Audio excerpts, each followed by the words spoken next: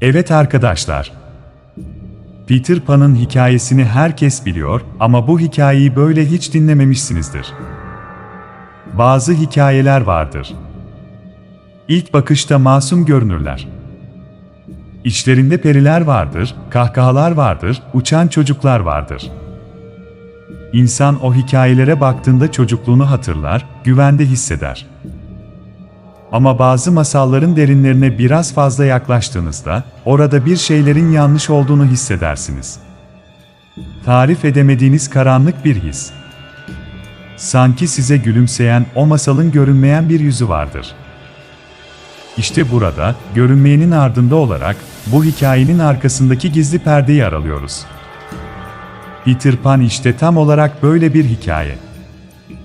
Hazırsanız başlıyoruz.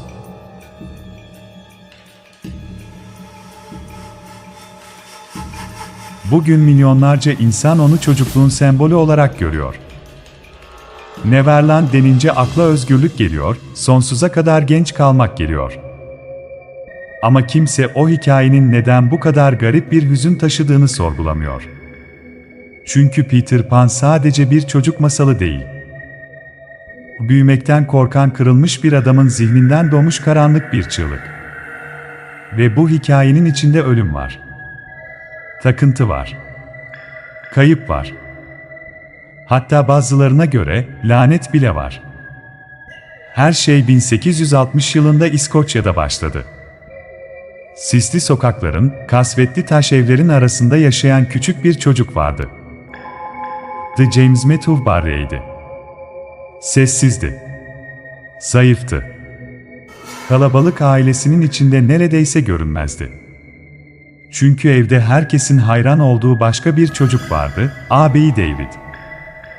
David mükemmeldi. Yakışıklıydı.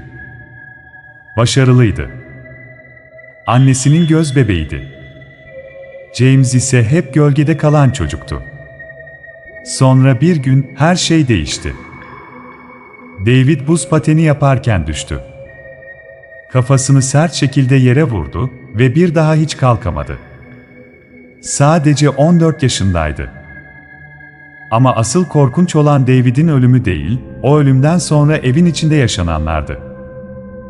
Annesi Margaret adeta aklını kaybetti. Günlerce odasından çıkmadı. Ağladı, çığlık attı. Küçük James ise kapının önünde durup annesinin sesini dinliyordu.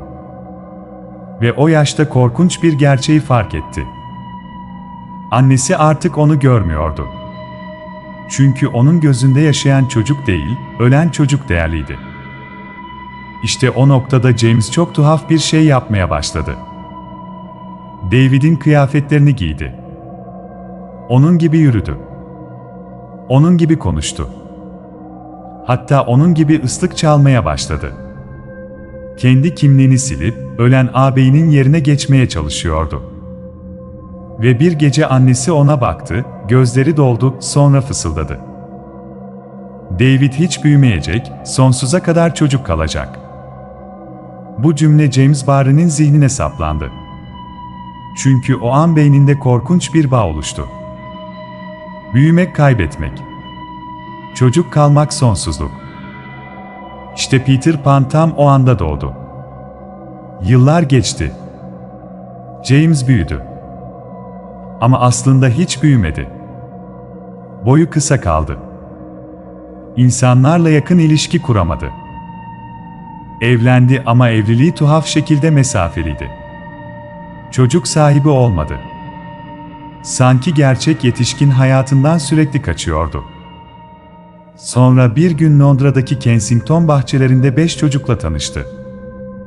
George, John, Peter, Michael, Nicholas, Lilejelin Davies kardeşler. Ve Barrie o çocuklara takıntılı hale geldi. Onlarla oyunlar oynuyor, saatlerce masallar anlatıyor, onları hayali dünyalara götürüyordu. Çocuklar onu seviyordu. Çünkü Barrie yetişkin gibi davranmıyordu. Sanki onların yaşında bir çocuk gibiydi. Ama zaman geçtikçe olaylar rahatsız edici bir hal almaya başladı. Barry aileye aşırı derecede yaklaşmıştı. Sonra korkunç şeyler oldu. Önce çocukların babası öldü. Ardından anneleri.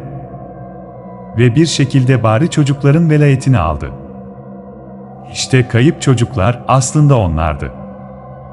Gerçek çocuklar. Gerçek hayatlar. Ve işin ürpertici kısmı şu. Hiçbirinin sonu iyi bitmedi. George savaşta öldü. Michael gizemli şekilde nehirde boğuldu. Bazıları bunun bir intihar anlaşması olduğunu düşündü. Peter, hayatı boyunca gerçek Peter Pan olmaya zorlandı. İnsanlar ondan sürekli neşeli olmasını bekledi. Ama o depresyona sürüklendi. Alkolik oldu.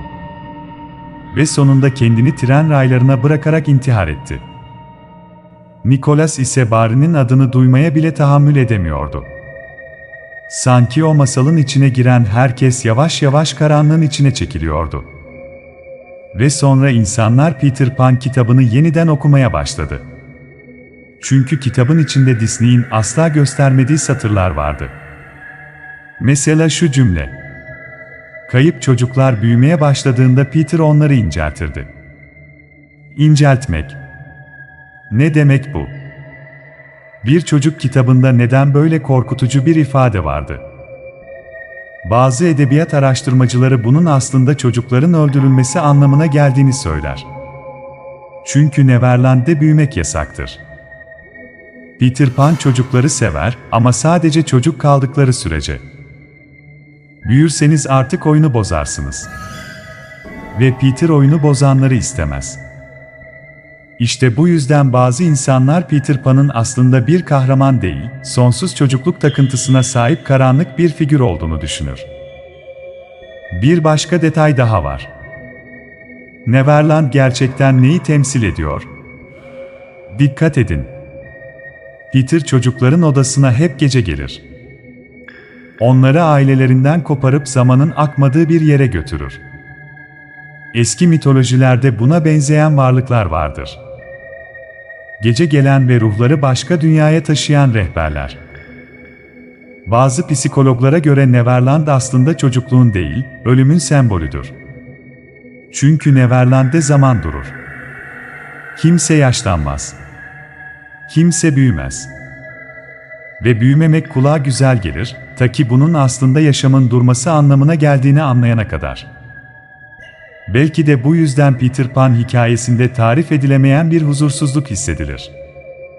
Çünkü o hikayenin altında bastırılmış bir yas vardır. James Barry aslında tüm hayatı boyunca ölen ağabeyinin hayaletinden kaçıyordu. Peter Pan bir masal değildi.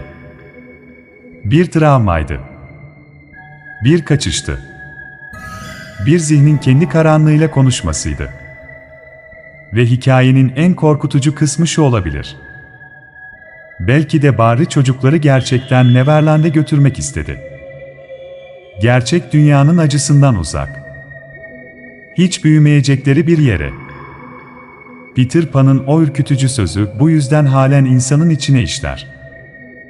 Ölmek büyük bir macera olabilir. Bir çocuk neden böyle bir cümle kursun?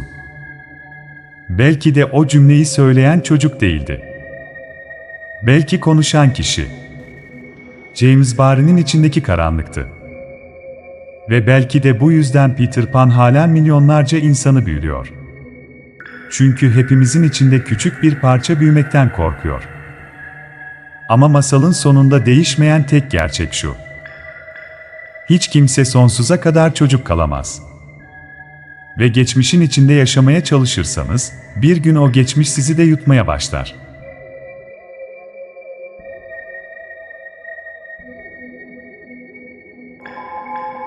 İzlediğiniz için teşekkürler.